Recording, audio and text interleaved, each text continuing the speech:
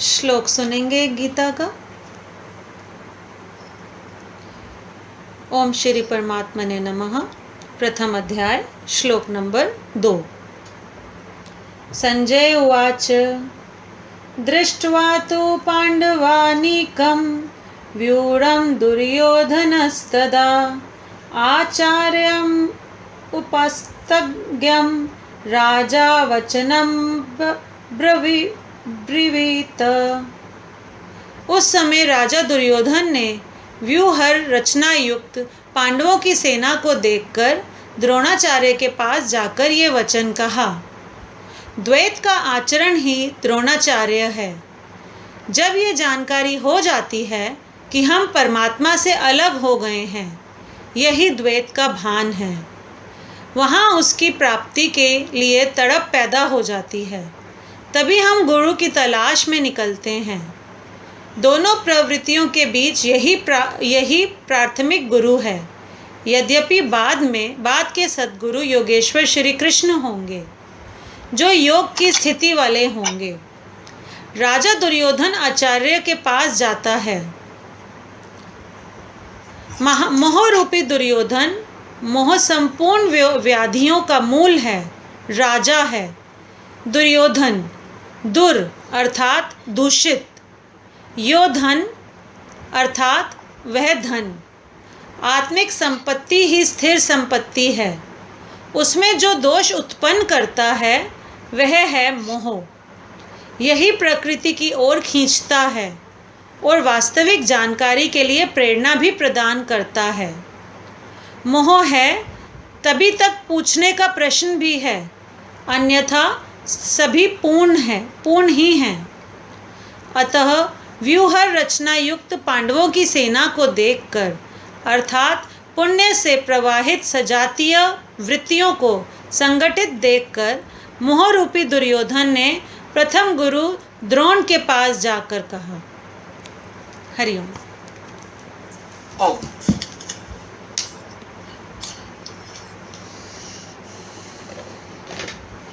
वाणी चलेगी।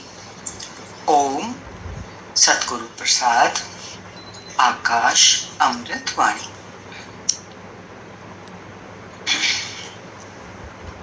शरीर को मंदिर समझकर जो संभाल नहीं करता, गुरु के रहने का मकान नहीं समझता, बेपरवाह होकर रहता है, वह जवानी में ही कमजोर हो जाता है। फिर किसी की सेवा में नहीं आ सकता। जिज्ञासु को तंदुरुस्ती की ओर बहुत ध्यान देना है, नहीं तो ना ही व्यवहार में ना परमार्थ में सफलता हासिल कर सकेगा। अभी भी कुछ बिगड़ा नहीं है। आज भी गुरु वाक्य सत्यम करके नियम से पूरा चलना, पूरा खाना, पूरा सोना, पूरा घूमना, ये तो सब सुख की खान है।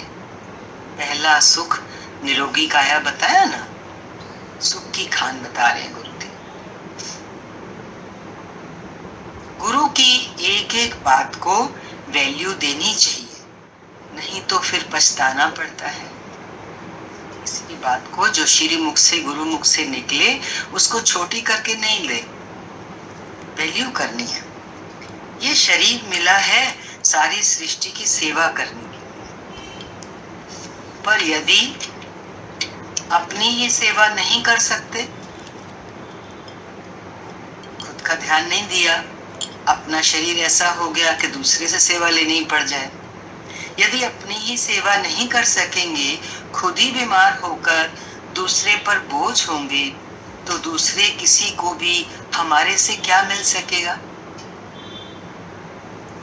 शरीर करोड़ों का मिला है।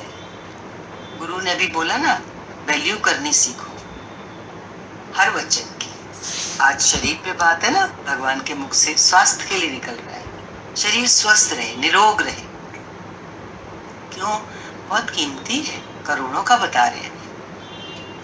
हम संसार के करोड़ की वैल्यू करते हैं, जो वाकई टके के बराबर भी नहीं है। अभी है, अभी नहीं है, अभी हम ही नहीं है, तो हमारे लिए क्या वैल्यू है उस बाहर के धन की। लेकिन ये शरीर रूपी जो हमें हीरा मिला है, इसकी कीमत नहीं आंकी जा सकती। उसकी वैल्यू करनी सिखा रहे हैं गुरुदेव। शरीर करोड़ों का मिला है, जो भगवान पाने के लिए सर्व की भलाई में काम लाना है। स्वयं के लिए तो क्या करना है, भगवान को पाना है। एक बार जब उस तरफ मन लग जाता है कि मुझे भगवान को पाना है, तो खुद की वैल्यू करने भी आ जाती है। फिर तब औरों की भलाई में भी हम इसको लगा सकते हैं, सबकी भलाई में काम में ला सकते हैं।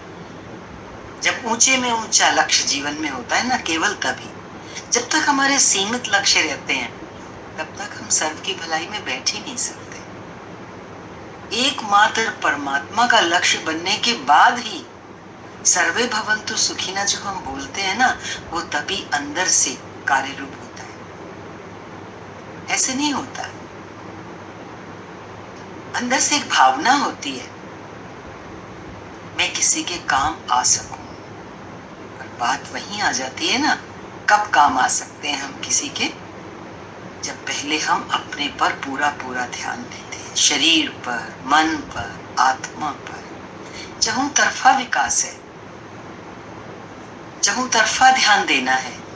भगवान ने बोला ये ज्ञान मेरा चहुं तरफा है।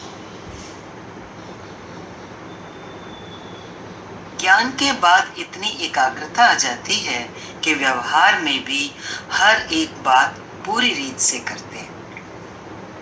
हमारा व्यवहार भी सुधर जाता है ज्ञान के बाद। विवेक जाग जाता है ना। पहले तो हम व्यवहार में कैसे बरतते थे, अज्ञान से, सांसारिक बुद्धि से। वो तो अविवेकी बुद्धि होती है। लेकिन ज्ञान से जब रोशनी मिलती है तो हमारा व्यवहार भी चमक जाता है। और ज्ञान में भी हर एक पॉइंट चारों तरफ से समझते हैं। चहुं तरफा सुधार होता है साधक के जीवन में, विवेक जागने से।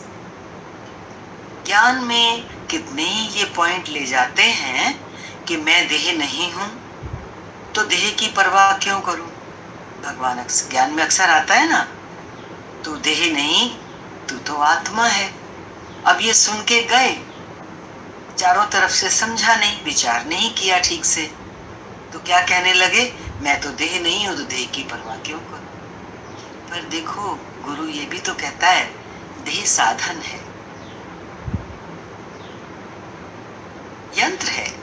यंत्र ठीक नहीं होगा तो उसका इस्तेमाल करके हम अपनी मशीन को कैसे ठीक करेंगे। मशीन के पुर्जे हैं, ठीक नहीं है तो मशीन कैसे चलेगी। ऐसे ही है, देह नहीं है तो देह की परवाह क्यों करें। खाकर क्या करूंगा, दवा करके क्या करूंगा। कभी कभी इतना ऐसा वैराग ले लेते, ना समझी का वैराग, कि मैं तो शरीर नहीं हूं, भगवान अपने आप संभालेगा शरीर को, है ना। मैं दवा क्यों लूं, तंदुरुस्त रहकर क्या करूंगा, सफाई रखकर क्या करूंगा। जिसने ये उल्टा ज्ञान लिया वो आज ज्ञान से भी गया और दुनिया में रहने लायक भी नहीं रहेगा। माना परमार्थ और व्यवहार दोनों को संभालना है ना। शुरुआत कहाँ से है, शरीर से ही है। अब ऐसा नहीं है कि शरीर की देखभाल के लिए भगवान बोल रहे हैं तो शरीर को ही पकड़ के बैठ जाएं कि सारा टाइम 24 घंटे हम इसी पे ध्यान दें। व्यवहार और परमार्थ, रेलगाड़ी चलती है ना दो पटरी पर, कितना वजन ढोके ले जाती है, कितनी दूर तक पहुंचा देती है। दो पटरी, जीवन की भी दो है पटरियां, साथ साथ चलना है उसमें, व्यवहार भी और परमार्थ भी।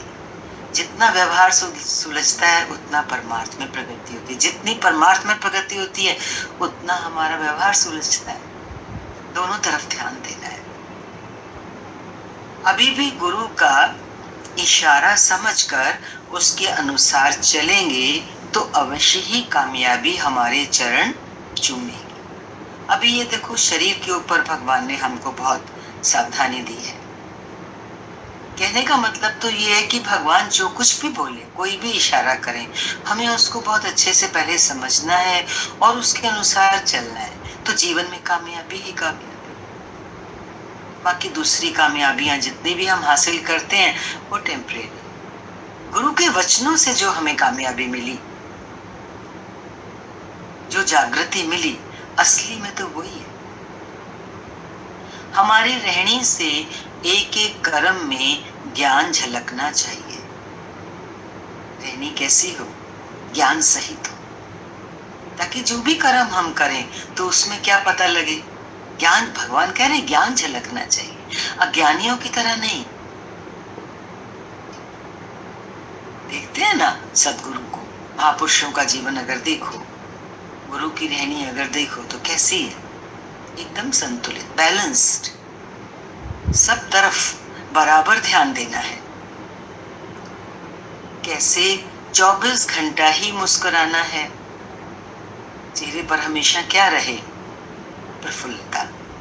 मुस्कुराना ऐसे नहीं कि हम कोई आर्टिफिशियल मुस्कुराएंगे, लेकिन जब चेहरे पर एक प्रफुल्लता होती है तो वो भीतर की मुस्कुराहट से चेहरे पर चमक होती है।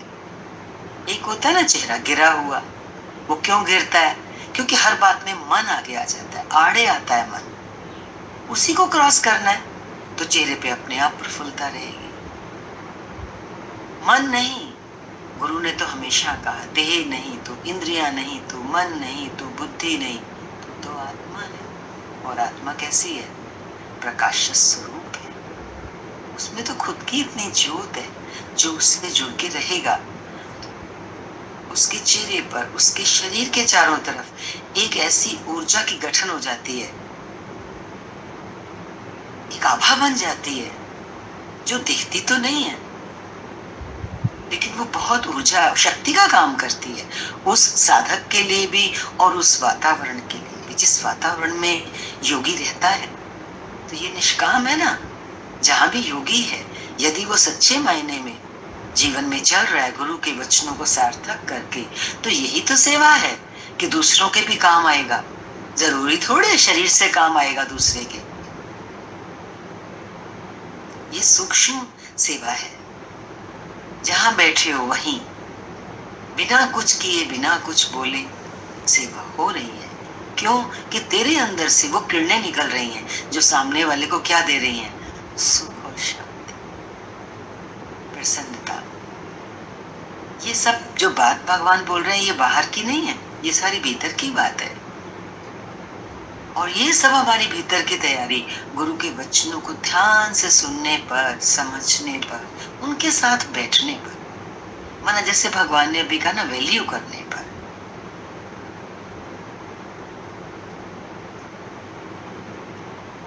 चौबीस घंटा ही मुस्कुराना, हर एक कर्म पूजा। काम को क्या बना देना? Work is worship. खाली मंदिर की पूजा नहीं, ठीक है, वो अपना नियम अपनी जगह पर है, लेकिन पूरा दिन भी जो हम कार्य करते हैं वो क्या हो? हमारी पूजा ही तो है। सारी सृष्टि, हम तो घर में एक छोटा सा मंदिर बनाते हैं ना, ये पूरी सृष्टि क्या है? भगवान का मंदिर ही तो है।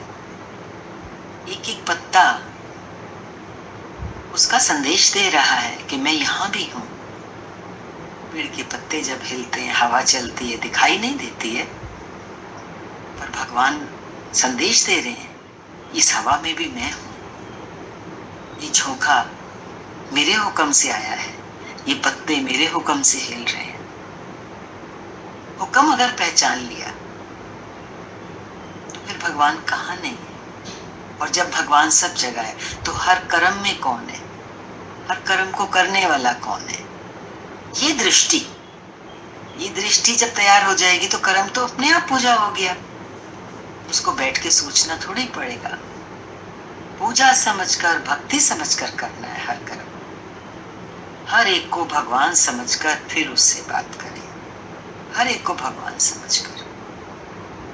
फिर आ जाती है ना बात के भीतर से। हर एक को भगवान कब समझेंगे? जब भीतर में इतनी प्योरिटी आ जाती है कि उसके सिवाय तो कुछ है ही नहीं। पर देखो आज वाणी जहां से शुरू हुई ना, अपने पे पूरा ध्यान दो।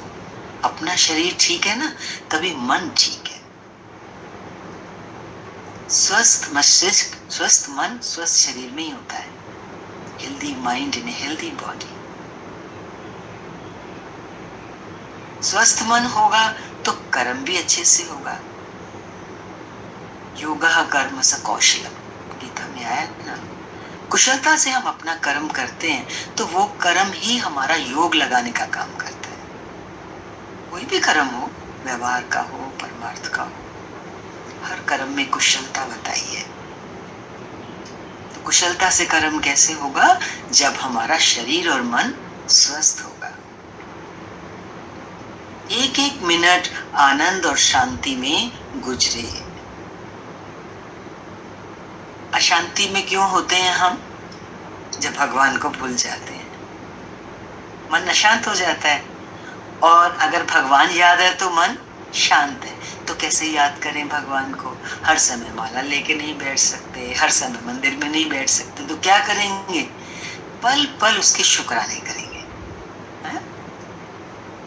पल पल कोई भी बात बन के आए, कुछ भी सामने आए, कोई भी मेरे सामने आए, कोई स्थिति ऐसी आ जाए जो मन को नहीं भा रही, उसमें भी गुरु ने सिखाया है शुक्राना करना है।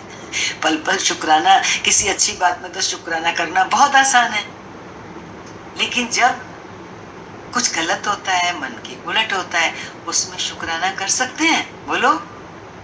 मुश्किल लगता है ना, पर करना है। उसमें भी शुक्राना करना है। क्यों? जब चारों तरफ परमात्मा ही है, ये पूरी सृष्टि उसका घर है, उसका मंदिर है, तो फिर मेरे सामने जो बन के आया, जो मुझे दुख दे रहा है, या जो चीज मेरे से उल्टी है, तो वो आई कहां से? उसके पीछे तो मैं ही हूं, भगवान कह रहे हैं। तो जब उस चीज के पीछे भगवान है, वो छुपे हुए हैं, जो चीज मुझे दुख दे रही है, तो उस छुपे हुए भगवान को ही तो हमने प्रकट करना है। आज हम बैठे हैं, देखो, तो हमारे अंदर भगवान है कि नहीं है? सबके अंदर आत्मा रूप में है, लेकिन दिख रहा है क्या? नहीं दिख रहा ना, अव्यक्त है, छुपा हुआ है। तो उसको गुरु अपने ज्ञान से हमें बताते हैं ना कि तू आत्मा के सहित, परमात्मा के सहित है। ठीक वैसे ही जो प्रकृति है हमारी, उसमें जो कुछ भी घटता है, जो कुछ भी होता है, दुख देने वाला या सुख देने वाला, उसके पीछे कौन? वो चीज मेरे सामने आई कहां से? अपने आप नहीं आ गई, पक्का मानो। उसके हुक्म के बिना कुछ नहीं होता। मालिक से ही बन के आया है। जब मालिक से बन गया तो मालिक उसके पीछे छुपा हुआ है।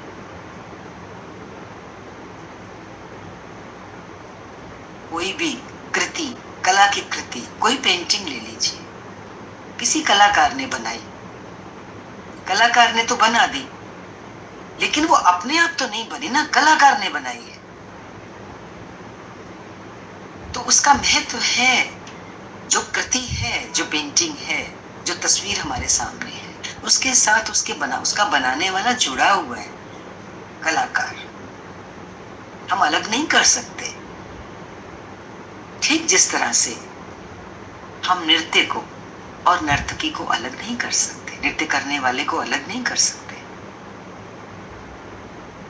तो ये जो संसार है, ये जो प्रकृति है, जिसमें कभी ऊपर कभी नीचे कुछ होता है, वो परमात्मा से बना है, तो उससे हम परमात्मा को अलग करें कैसे? ये दृष्टि, दिव्य दृष्टि हमको लेनी है गुरु से। देखो, ये जो चरम की दृष्टि है ना, चरम चक्षु में, इनसे तो क्या हुआ अभी तक बताने की जरूरत नहीं लगती। चरम चक्षु में संसारी दृष्टि, अज्ञान की दृष्टि। आज गुरु ज्ञान देने आए हैं, तो हमारी दृष्टि को वो कैसा बनाना चाह रहे हैं? दिव्य। और दिव्य दृष्टि से क्या तात्पर्य है?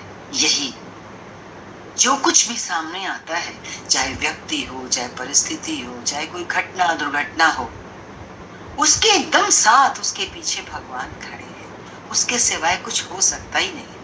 पहले वो है, बाद में कुछ दूसरी चीज है जो हमें चर्म चक्षुओं से देखते हैं। लेकिन उसमें छुपेले मेरे राम किससे दिखेंगे? दिव्य दृष्टि से, ज्ञान सहित। तो आज ज्ञान को इतना चमकाना है, इतना उसकी वैल्यू करनी है कि ऐसी दृष्टि हमारी बने और हमारा जीवन सुखी और शांत हो।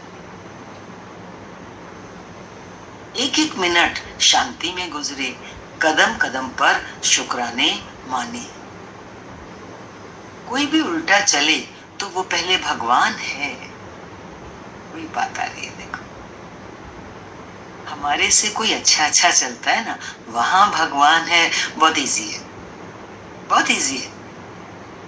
लेकिन जब कोई उल्टा चलता है वहां भगवान है, तो मुश्किल क्या? कहते हैं वो तो इम्पॉसिबल है, बड़ा मुश्किल है। उसमें फलाने में भगवान देखना मेरे लिए बहुत मुश्किल है। गुरु मिले हैं ना, किस लिए मिले हैं? मुश्किल को आसान बनाने के लिए। हम अपनी मुश्किलों को अगर सुलझा लेते तो इतने जन्म बीते हैं, तभी तो आज इस जन्म में फिर बैठे हैं। नहीं सुलझा सके थे ना हम अपनी मुश्किलों को, अपनी गांठों को हम स्वयं नहीं खोल सकते। खोल चुके होते तो आज शरीर ही नहीं मिल रहा था। तो आज भी अगर हम बैठे हैं तो ये इस बात का प्रमाण है कि बिन गुरु गत नहीं। माना हम अपनी उलझनों से, अपनी परेशानियों से गुरु के सहारे ही उठ सकते हैं। मीन्स उस परम शांति को प्राप्त हो सकते हैं। आज किसी के अंदर भी झांक के देखो, शांति नहीं है। मनुष्य का मन शांत नहीं, और शांति ही चाहिए। सारे सुख साधन हो चारों तरफ, शांति ना हो तो वो किस काम के? कोई भी उल्टा चले तो वो पहले भगवान है। कोई भी उल्टा चले से ये भी ले लीजिएगा, कुछ उल्टी परिस्थितियां भी तो आती है ना जीवन में। तो वो परिस्थिति भी कहां से आई? वो परिस्थिति कौन है? वो मेरा भगवान लाया, और वो मेरा भगवान ही है। वो मेरे कुछ हित में, मुझे अपने और नजदीक करने के लिए, मेरी उन्नति करने के लिए ऐसी परिस्थिति मेरे सामने लाया है। इस विश्वास को बढ़ाते चलना है, धीरे धीरे बढ़ता है। हम चाहे आज हमने सुना, आज ही हमारा ये विश्वास दृढ़ हो जाए, धीरज रखना पड़ेगा। रोज रोज सुनना होगा इस चीज को। जो कुछ आया है वो मेरे प्रभु से बन के आया है। कोई भी उल्टा चले तो वो पहले भगवान है, जो हमारे मन की परीक्षा लेता है। मन की परीक्षा से मतलब है हमारे मन को और स्ट्रॉन्ग बनाना चाहता है। जीव कमजोर है ना, जीव क्या है? मन के साथ बैठा है। मन तो कमजोर होता ही है, डामाडोल हो जाता है ना, एक मिनट में जरा सी बात में हिल जाता है। लेकिन आत्मा, आत्मा शक्तिशाली है। तो गुरु हमें मन से आत्मा की तरफ लेके जा रहे हैं। तो बोलना ना कि मन की परीक्षा लेता है। कोई मेरे से उल्टा चले तो परीक्षा लेने से मतलब क्या समझना है? कि वो मुझे स्ट्रॉन्ग बनाने आया है। मन खिन खिन गिरता है किसी बात में, तो अब गुरु के वचन क्या कहते हैं? उठ, ये कुछ नहीं है, एक सपना है, एक भ्रम है। संसार क्या है? एक भ्रम है। हमने बनाया है, हमने अपनी कल्पना से बनाया है। रस्सी में सांप किसकी कल्पना से दिखता है? हमारी अपनी कल्पना से, इन चर्म चक्षुओं से। वही टॉर्च की रोशनी उसके ऊपर डालो तो सांप तो गायब, वहां तो रस्सी है। ऐसे ही ज्ञान की रोशनी जब हम अपनी परिस्थितियों पर, जो हमसे उल्टे चलते हैं, उन व्यक्तियों पर जब डालते हैं तो हमें दिखता है कि ये तो पैकिंग है ऊपर से, इसके अंदर तो भगवान रूपी गिफ्ट बैठा हुआ है, जो मुझे उठाने के लिए आया है, मेरे भले के लिए आया है। उसका मेरे से प्रेम है ना, तभी मेरे साथ ऐसा हो रहा है। उसके प्रेम को पहचानो। कभी भी कुछ उल्टा आए ना बन के, तुरंत उसके प्रेम को पहचानो। आज भगवान का हमसे प्रेम है। एक कदम भी उसके रास्ते पे रख दिया है ना, बहुत जगह लिखा हुआ आपने जरूर देखा होगा, तू 1 कदम तो रख, 10 कदम मैं रखने को तैयार हूं, मैं रखूंगा। भगवान को पता है हम ज्यादा कदम नहीं बढ़ा सकते, और वो शक्तिवान है, वो सब कुछ कर सकते हैं। भरोसा करें, और भरोसे की जरूरत सबसे ज्यादा कब पड़ती है? जब कोई हमसे उल्टा चले, कोई परिस्थिति ऐसी आ जाए जिसको मैं संभाल ना पाऊं, अपने को संभाल ना पाऊं, तो फिर कौन संभालता है उस टाइम?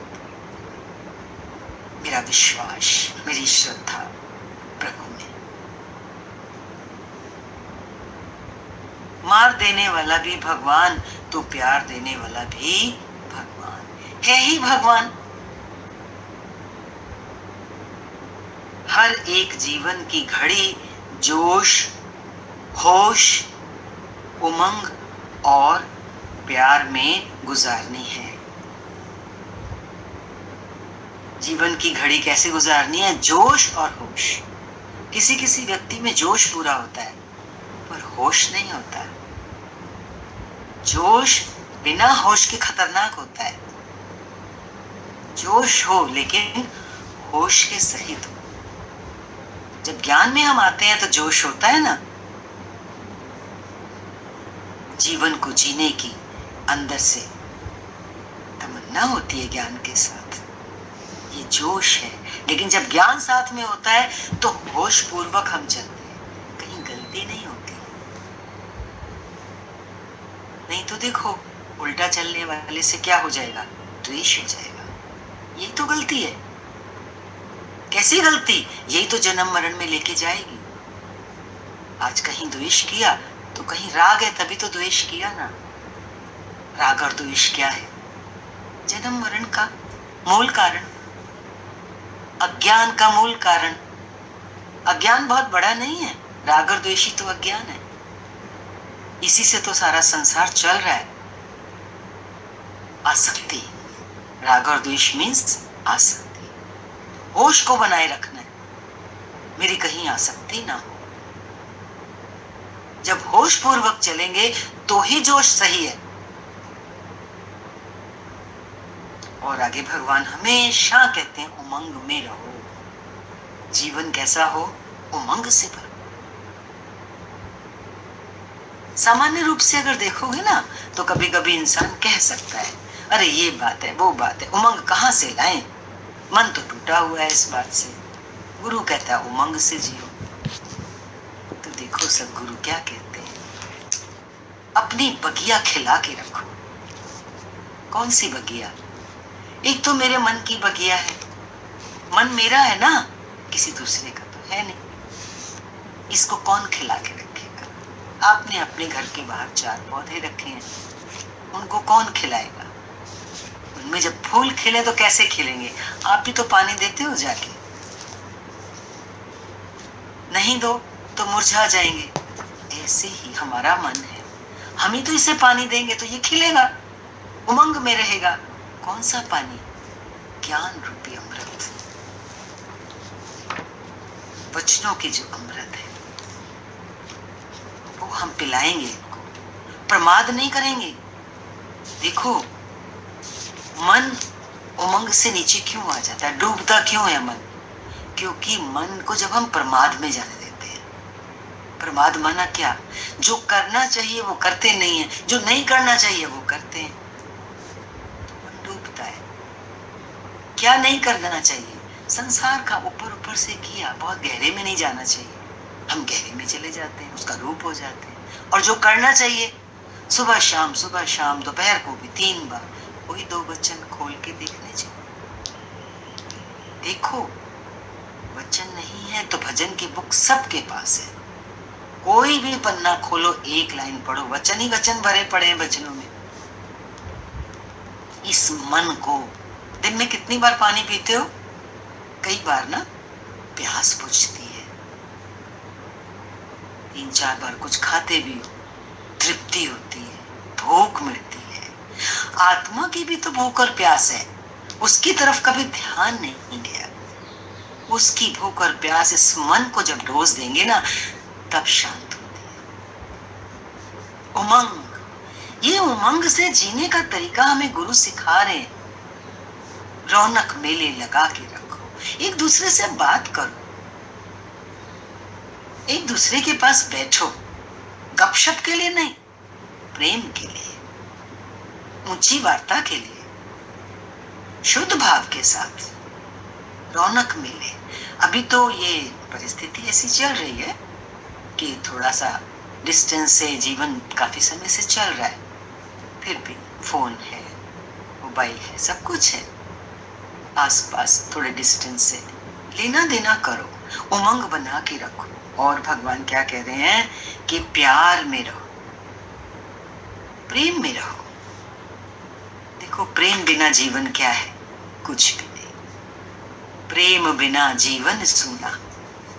कभी भी सूनापन फील हो ना, तो पकड़ लेना अपने आप को, आज मैंने प्रेम नहीं किया। कहोगे किससे प्रेम करने जाऊं? गुरु ने कभी नहीं कहा कि तुझे कहीं जाना है प्रेम करने के लिए। तू आंख बंद कर, अपने प्रेमी को याद कर, उससे प्यार कर। तू आंख बंद कर, अपने से प्यार कर। कैसे पूछोगे? कैसे करूं मैं अपने आप से प्यार?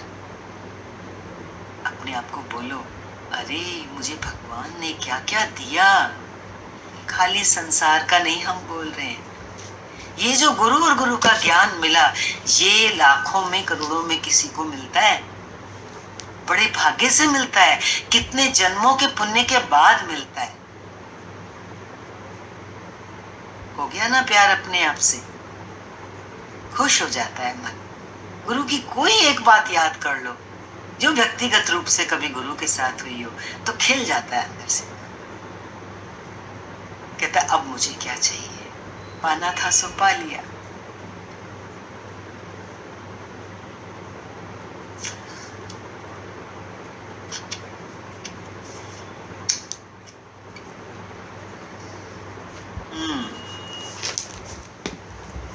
और शांति कैसे मिलती है? इज्जत बेइज्जती में, सुख दुख सभी में समान भाव से रहना है। समदृष्टि, समभाव, सच्ची समाधि में लीन रहना है। कहते ना ध्यान समाधि, तो क्या है समाधि हम लोगों के लिए? समभाव। समभाव कैसे है? अभी बताया ना, आंख बंद करके अपने भीतर में झांक के देखना है, अपने आप से प्रेम करना है। अपने आप से प्रेम करते ही देखना, आप आंख खोलोगे कोई भी सामने आएगा तो समदृष्टि ही हो। जिसने खुद से प्रेम करना सीख लिया, उसका दूसरों से प्रेम हो ही जाता है। देखो, तो किसी दूसरे से प्रेम करना, हम हमेशा कहते हैं प्रेम करना नहीं होता है। मेरा उससे कोई द्वेष भाव है ही नहीं, तो क्या है? प्रेम ही तो है। किसी के लिए गलत भाव का ना होना ही सबके लिए प्रेम हो जाता है। ये सरल में सरल रास्ता भगवान ने हमें दिया है, इसी में हम अपने जीवन को ढालना है।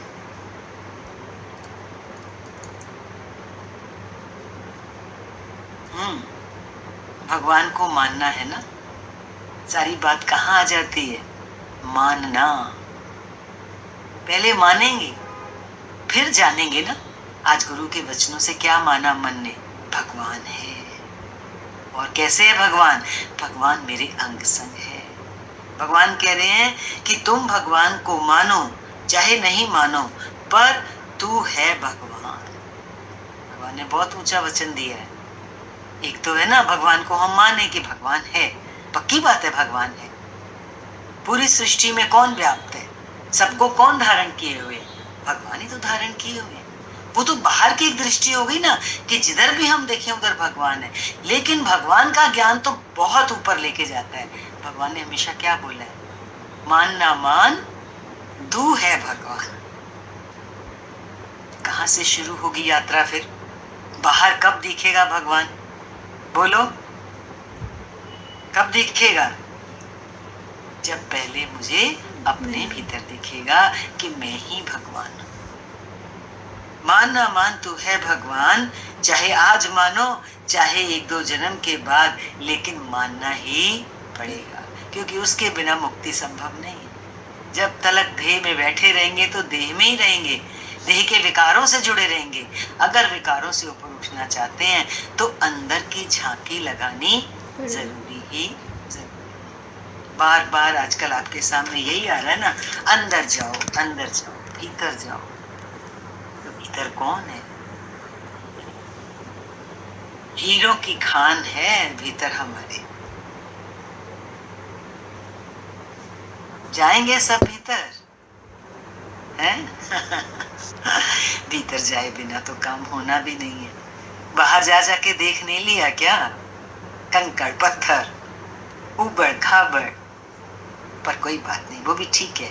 उस पे चलते हैं ना तो सीखते हैं, जब टकराते हैं, गिरते हैं, फिर उठते हैं। ये गिरना उठना हमें संभलना सिखा रहा है।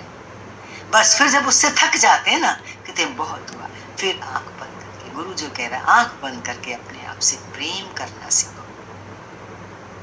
प्रेम प्रेम प्रेम। थोड़ा सा अंदर की तरफ मुड़ें और उस शांति का एहसास करें, उस प्रेम का एहसास करें जो हमारी आत्मा का स्वरूप है। हरि ओम।